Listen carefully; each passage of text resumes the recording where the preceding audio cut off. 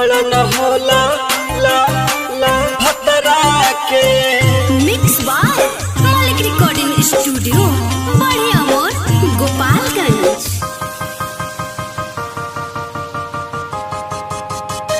खड़ा न होला भतरा के।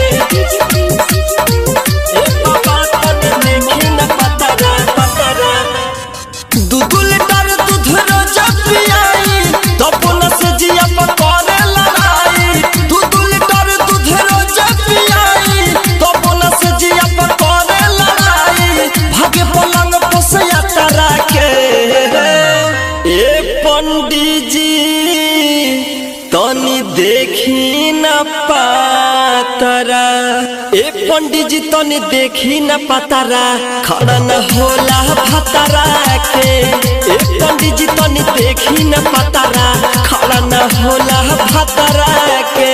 2 लीटर दूध रोज पियाई तब न से जिया पकड़े लड़ाई।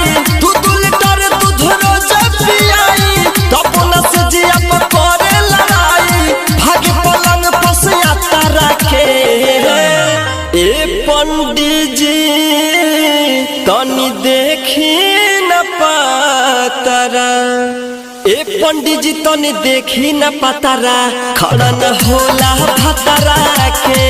ए बाबा तनी देखी न पातरा, खड़ा न होला भतरा के।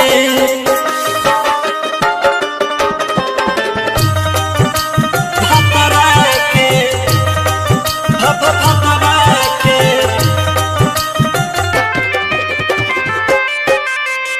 खड़ा न होला भतरा के।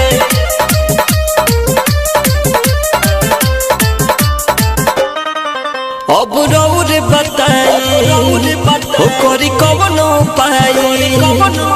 अब रौर बताई करी कवन उपाय। नहीं ठीक से कटता रतिया, नहीं चितपट कर, नहीं कोरावा में धरे, नहीं हमर उतारे नथिया, नहीं हमर उतारे नथिया।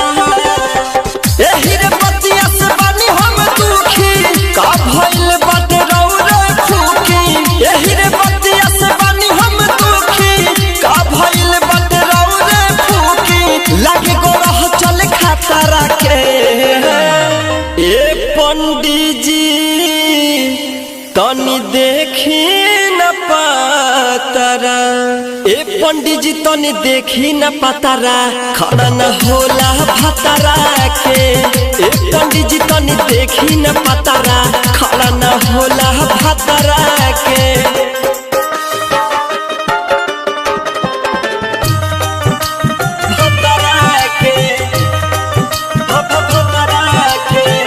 मालिक रिकॉर्डिंग स्टूडियो बढ़िया मोर गोपालगंज। खड़ा न होला भतरा के।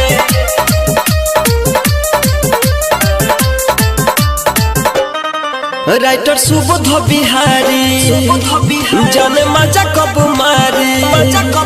राइटर सुबोध बिहारी जाने मजा कब मारी। सोची हमर कपार दुखता, दिही पढ़ के लवंग रोज हिल पलंग। एही टेंशन में देह सुखता, एही टेंशन में देह सुखता। मन करे मुंह न मतलबी के बुलाली, अपन जवानी के अगिया पुताली। मन करे सुहरा सचिन के बुलाली, अपन जवानी के अगिया पुताली।